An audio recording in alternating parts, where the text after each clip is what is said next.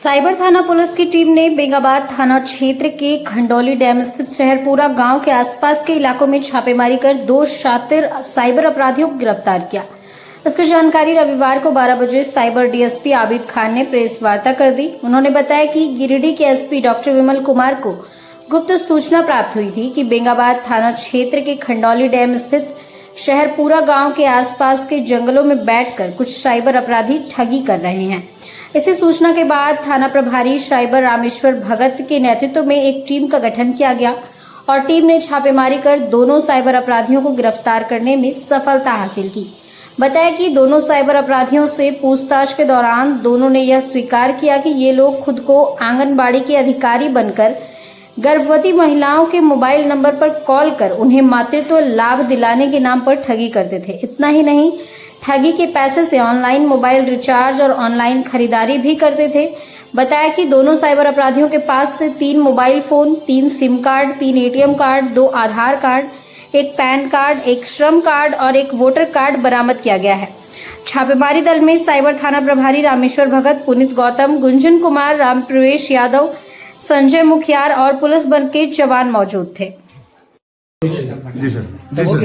जी कल 8 तारीख को एसपी साहब को मिली गुप्त सूचना के आधार पर बेंगाबाद थाना क्षेत्र के शहरपुरा गांव के आसपास जंगल में साइबर अपराधियों के बारे में सूचना प्राप्त हुई थी। उक्त के आलोक में साइबर थाना प्रभारी के नेतृत्व में टीम गठित कर त्वरित कार्रवाई करते हुए इन 2 साइबर अपराधियों को धर दबोचा किया, जो अपने एक्सेप्ट भी किया इन लोग कि लोग आंगनबाड़ी का अधिकारी बन करके गर्भवती महिलाओं को के मोबाइल नंबर पर कॉल कर उसको मातृत्व लाभ देने के नाम पर उन लोगों से ठगी करते थे। दोनों एक है शंकर कुमार वर्मा, दूसरा धनुषधारी प्रसाद वर्मा। दोनों बेंगाबाद थाना इलाका लछुआडी का रहने वाला है। पूर्व में आपराधिक रिकॉर्ड भी रहा है इनका? क्या रिकॉर्ड तो नहीं है, लेकिन इनका बहुत ही ज्यादा ठगी की शिकायत इन लोग के बारे में पहले से भी हम लोग को मिल रही थी। हम लोग अपना इन लोग को टारगेट किए हुए थे, पहले बच के निकल जा रहे थे, लेकिन कल ये मेरी टीम के द्वारा पकड़े गए। गिरफ्तारी कहाँ से हुई है सर? वही खंडोली के पास, शहरपुरा गांव के पास, वहीं पर ठगी कर रहे थे। कहाँ से गिरफ्तारी हुई? वो आदमी को आज इन लोग बैल बोलेगा। जो व्यक्ति जंगल में रहता था, मेरा बच्चा चटाई में सोता था, उस समय हम नहीं रोया था, उस दिन नहीं रोया था हम, लेकिन जो अपमान किया ना उस दिन, हम दिल हिल गया। मेरा आंसू नहीं रुक पा रहा था, आज भी नहीं रुक पा रहा था। क्या किया था हम, क्या किया था हम? टाटा शहर में मजदूर आंदोलन करता था। टाटा ने हमको रुकने के लिए 50 लाख गुंडा को देखा, हमको मरवाने के लिए हमारा पास संदेश आया। हमने कभी जान को परवाह नहीं किया और वो आंदोलन का हम सफल किया। 3 से 4 हजार आदमी को हम ठेकेदार मजदूर को हम वहां पर स्थायी नौकरी दे दिया। इतना दुश्मनी के बाद भी कभी हम आंख से आंसू मेरा नहीं गिरा था। तो अगर दिल में हमारा पाप रहता तो हम तो रिजेक्ट नहीं करता, विपक्ष का कहता कि हमको समर्थन करो, लेकिन हमने नहीं किया। इसे एक बार रीजन बोला, हम तुरंत सिग्नेचर कर दिया। चिट्ठी पहले ही बना हुआ था, लेकिन वो आदमी को आज इन लोग बैल बोलेगा। वो आदमी लोग आज हमको विश्वासघात कहेगा। जो ये प्रवक्ता हमको गद्दार कहता है, उनका खतियान कहाँ पर है? जो प्रेस का पकता है, किस जगह से आया है? हम जैसा एक ईमानदार योद्धा को आज गद्दार कहा है, हम उस दिन हम रोया है और उस दिन याद करता था। आप आंसू आज नहीं हम रोक पा रहा है। इसलिए आज जो भी हमने किया है जमशेदपुर शहर का कोई भी नहीं बता सकता है। आज या भाई सिंह भी जमशेदपुर शहर में बड़ा हुआ है, किसी गरीब का हम कभी एक भी खपरा हमने नहीं तोड़ा है। मजदूर वर्ग का नेतृत्व करते थे हम। मेरा पास मजदूर वर्ग में जो नेतृत्व कोई भी करते हैं ना, वो कभी जाति या धर्म नहीं रखता है। जितना मजदूर लोग, कोई हिंदू समाज से भी आता है, कोई दलित समाज से भी मजदूरी करता है, आदिवासी भी मजदूरी करता है, जो गरीब परिवार का करता है, वो मजदूर का कोई जात नहीं होता है। ये विचारधारा है चंपई सोरेन का। कोई नहीं कह सकता है कि हमको नौकरी दिया है तो हमको चाय पिलाने के बोला। अगर कोई मजदूर हमको बोला कि हमको काम कर दिया, आप मेरा घर में आज चाय पीजिए, तो चंपई सोरेन कभी उस नाम से चाय नहीं पिएगा। हम कोई रेट का नेता नहीं है कि आपको काम कर देंगे, आपसे हम मजदूरी लेंगे। ये विचार है मेरा। इसीलिए आज इस सरकार, जो ये गठबंधन सरकार, आज हमको जिस तरह से बाइल बोल के जो अपमान किया है, एक झारखंड आंदोलन करी एक योद्धा, इतना ईमानदार से पार्टी में हम राजनीति किया है, कभी किसी को धोखा हम नहीं दिया है।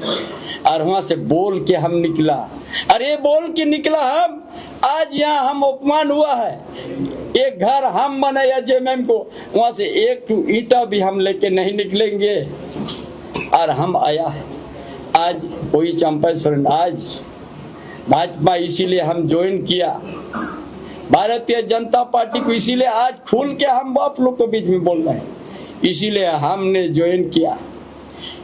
पूरा झारखंड में डेमोग्राफी बदल चुका है। सांताल परगना जोला परगना में बदलने जा रहा है। आप लोग को जानिए, जोला माने मुस्लिम। आज सिद्धू कन्नू गांव तक वो लोग पहुंच गया, 300 घर बन गया। कौन बचाएगा? कौन राजनीतिक दल इसका लिए खड़ा होगा? कोई नहीं खड़ा होगा। हम अपना विवेक से विचार करके, हम देश का प्रधानमंत्री पर विश्वास आया, अमित शाह को विश्वास आया, हमने कोई सदस्य वाले ने कोई स्वार्थ नहीं रखा। आज हमारा लड़का बाबूलाल को टिकट दिया, यहाँ का अध्यक्ष है। हम एक दिन भी नहीं कहा कि मेरा लड़का कोई आप टिकट दिलाइएगा। अभय सिंह प्रभारी। सदर अस्पताल में शनिवार को 2 बजे लचर व्यवस्था देखने को मिला। यहां पैर से लाचार एक व्यक्ति को आधार अपडेट के लिए ठेला से ले जाया जा रहा था। बताया गया कि नगर निगम क्षेत्र के बक्सीडी रोड के झिंझरी मोहल्ला निवासी सुनील राम 2 सितंबर को सड़क दुर्घटना में घायल हो गए थे। इस दुर्घटना में इनका पैर टूट गया था। इसके बाद रिम्स रांची में ऑपरेशन करके पैर में रड डाला गया। ऑपरेशन के बाद सदर अस्पताल गिरिडीह में ड्रेसिंग कराने के लिए पहुंचते थे। आज भी सुनील राम अपनी पत्नी रेणु देवी और अन्य के साथ ड्रेसिंग के लिए सदर अस्पताल पहुंचे हुए थे। सदर अस्पताल में एक व्हील चेयर उपलब्ध कराया गया। बताया गया कि सुनील राम का आयुष्मान कार्ड नहीं रहने के कारण इलाज में परेशानी होती है और उसके लिए आधार अपडेट की आवश्यकता थी। सुनील राम की पत्नी आधार कार्ड अपडेट कराने के लिए अपने पति को उसी व्हील चेयर से अस्पताल से सटे आधार अपडेट केंद्र ले जा रही थी। इस दौरान अस्पताल की एक नर्स बीच रास्ते में आकर व्हील चेयर को छीन ली और जैसे ले जाना है वैसे ले जाने की बात कही। इसके बाद रेणु देवी ने एक ठेले को रुकवाकर उसमें अपने पति को बैठक आधार अपडेट केंद्र ले गई। इस मौके पर स्थानीय लोगों ने सदर अस्पताल की लचर व्यवस्था पर सवाल खड़ा किया। वहीं इस तरह की व्यवस्था पर स्वास्थ्य मंत्री इरफान अंसारी, मुख्यमंत्री हेमंत सोरेन और गिरिडीह से मंत्री सुदिव्य सोनू पर भी सवाल खड़ा किया है। इस मौके पर लोगों ने स्वास्थ्य विभाग की संवेदनहीनता बताते हुए जिला प्रशासन से पूरे मामले की जांच करवाकर दोषियों पर कार्रवाई की मांग की है। सुनील राम जी जो बक्सीडी निवासी है, विगत कुछ दिन पूर्व उनका रोड एक्सीडेंट में जख्मी हो गए और उनका इलाज रांची में चल रहा था। रांची में इलाज कराने के बाद वो गिरिडीह में सदर अस्पताल में अपना ड्रेसिंग के लिए पिछले 2 महीने से एडमिट हैं। अभी वह आयुष्मान कार्ड बनाने के लिए अपना आधार अपडेट कराने हर्ष प्लाजा आ रहे थे और इनको एक व्हील चेयर दिया गया था। जब वो अस्पताल परिसर से बाहर निकल रहे थे हर्ष प्लाजा के लिए, तो वहाँ की जो सिस्टर है उन्होंने इनका व्हील चेयर को छीन लिया और डायरेक्ट बोले कि हम लोग यहाँ अस्पताल से आपको एक भी सामान नहीं देंगे, आपको जैसे जाना है आप वैसे जाना है वैसे जाइए। इनको इतना चोट है कि ये चल नहीं पा रहे हैं। ये आप सीढ़ी कैसे चढ़ेंगे? ये ठेला सीढ़ी चढ़ पाएगा? हम आप लोग से पूछना चाहते हैं ठेला किस हिसाब से चढ़ेगा ऊपर ठेला? ये लोग मात्र 4 आदमी हैं, इनकी वाइफ है, इनका बच्चा है, ठेला वाला चल नहीं पा रहा है बेचारा। ये आया सर, इतना भी शर्म नहीं है हॉस्पिटल प्रबंधन को सर कि एक स्ट्रेचर को उपलब्ध करा। अभी जब ये आ रहे थे तब हम भैया को फोन किए, भैया ये ऐसा बात है यहाँ पर। और आप सोचिए ये सरकार वही सरकार है जो मरने के बाद कफन देती है, लेकिन जिंदा में कोई सुविधा उपलब्ध मरीजों के लिए नहीं कराती है। हाथ जोड़ के निवेदन है स्वास्थ्य मंत्री सर, मुख्यमंत्री जी से, झारखंड का इतना बदहाल मत कर दीजिए स्थिति। हाथ जोड़ते मरने के बाद जो कफन देते हैं, जिंदा में का स्ट्रेचर तो कम से कम दे दीजिए सर। इतना गंदा स्थिति झारखंड का मत कीजिए। हाथ जोड़ते हैं। और वो भी उस विधानसभा क्षेत्र में जहाँ के मंत्री गिरिडीह से मंत्री है सुदीप कुमार सोनू, सोचिए वहाँ का ये हाल है तो झारखंड का और जगह क्या हाल होगा सर। धन्यवाद। हो गया मामला हो गया है कि इसको लेके जा रहे थे आधार कार्ड अपडेट कराने के लिए। 3 दिन 4 दिन से परेशान है। आधार कार्ड के अपडेट के चलते सर इसका रुका हुआ था। स्मार्ट कार्ड नहीं बना है, बनाने के लिए इलाज नहीं होगा। जब पैसा है नहीं तो रुपया पैसा से कराएंगे इसको इलाज पानी, तो इसे लेके लाए। कहाँ ले जाने का विचार है अब लोगों को? ले जाने का यहाँ फोटो क्या बोले आधार कार्ड का अपडेट कराने के लिए। क्या नाम है आपका? मेरा नाम है रेणु देवी। पेशेंट का क्या नाम है? अनिल राव। कहाँ घर है?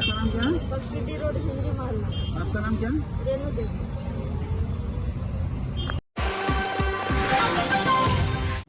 स्मरण रहे कि बहुत सारे ऐसे लोग हैं जो इसका क्रेडिट लेने का कोशिश करेंगे कि मैंने करवा दिया। ये केवल और केवल मैं आप पूरे तन्मयता से, पूरे होशो हवास पे मैं आपसे कह रहा हूं कि ये अगर रघुवर दास जी नहीं होते उस समय के मुख्यमंत्री तो ये शायद संभव नहीं होता, और अगर प्रधानमंत्री जी माननीय नरेंद्र मोदी जी नहीं होते तो ये संभव नहीं होता। रघुवर दास जी ने इसको प्रस्तावित किया।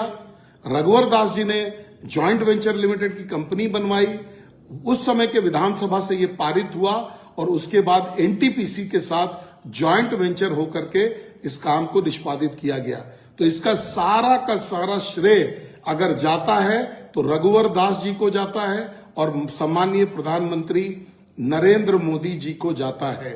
स्मरण में रखिएगा कि यहां से ऐसे बहुत सारे जनप्रतिनिधि हैं जो पहले हजारीबाग को और रामगढ़ को एक पर्यटन केंद्र के रूप में उन्होंने देखा है। जब मर्जी हुआ 2-4 दिन के लिए आ जाते थे। पर्यटन स्थल के रूप में उन्होंने इसका इस्तेमाल किया। अपनी बपौती उन लोगों ने यहां पर इस चीज को समझा था और इस क्षेत्र की जनता को सिवाय धोखा के उन लोगों ने कुछ भी नहीं दिया है। आज वैसे लोग भी आप देखिएगा, आज आप देख लीजिएगा, आज से कल में ये लोग भी धरती पर उतर करके ये जो पावर प्रोजेक्ट है इसको, ये जो पतरातू में जो फैक्ट्री आई है इसको ये लोग क्लेम करेंगे कि भाई हमारे प्रयासों से बना है। ये भी बताना चाहता हूं कि ऐसे लोग जो अभी क्लेम करेंगे कि भाई हम लोगों ने इस प्रोजेक्ट को लाया है, ध्यान रखिएगा, स्मरण रखिएगा कि उन लोगों ने प्रधानमंत्री नरेंद्र मोदी जी को नीचा दिखाने का कोई कसर नहीं छोड़ा। उनके बारे में अपशब्द कहना, उनके बारे में गलत बोलना, जबकि सब पूरा देश जानता है, आज के दिन में देश ही नहीं पूरा विश्व इस बात को जान रहा है कि नरेंद्र मोदी जी से अच्छा प्रधानमंत्री भारत में अभी तक नहीं हुआ है। तो मैं तो बस आपको जस्ट सचेत कर रहा था कि ध्यान रखिएगा कि अगर इस प्रोजेक्ट का किसी को श्रेय जाता है और अगर आपके मन में इच्छा होगी कि आप धन्यवाद देना चाहिएगा झारखंड के पावर प्रॉब्लम को लगभग सॉल्व करने का, तो उसका श्रेय रघुवर दास जी को जाना चाहिए और प्रधानमंत्री नरेंद्र मोदी जी को जाना चाहिए। मुझे बड़ी खुशी है कि जिस विधानसभा से ये पारित हुआ था उस समय मैं उस विधानसभा का सदस्य था और मैंने भी इसको पास करवाने में अपना एक मत मैंने भी इसके पक्ष में दिया था। इस बात की मुझे बहुत खुशी है। मुझे खुशी है ये जितना जल्दी से जल्दी हो सके इसका कमर्शियल ऑपरेशन चालू हो, और जब मैं इस क्षेत्र का सांसद हूं आज अगर ये चालू हो रहा है तो मुझे इस बात की बड़ी खुशी है कि इसके चालू होने से झारखंड में जो है बिजली की समस्या, अभी आप जानते हैं कि बिजली हमको बाहर से खरीदना पड़ता है। इस यूनिट के चालू हो जाने के बाद झारखंड को कभी भी बाहर से बिजली खरीदने की जरूरत नहीं पड़ेगी। सो इस महत्वपूर्ण दिन के लिए आप तमाम झारखंड वासियों को बहुत बहुत बधाई, बहुत बहुत शुभकामना, और आपकी तरफ से भी रघुवर दास जी को बहुत बहुत बधाई, बहुत शुभकामना, और सम्माननीय प्रधानमंत्री नरेंद्र मोदी जी को भी बहुत बहुत बधाई और बहुत बहुत शुभकामना। आपके माध्यम से उन तमाम लोगों को भी मैं यह संदेश दूंगा कि घटिया स्तर की राजनीति करने की जरूरत नहीं है। जिस किसी ने भी विकास किया है उसका श्रेय उसी को मिलना चाहिए, ना कि बीच में घुस करके किसी को श्रेय को अपने नाम से करने का प्रयास करना चाहिए।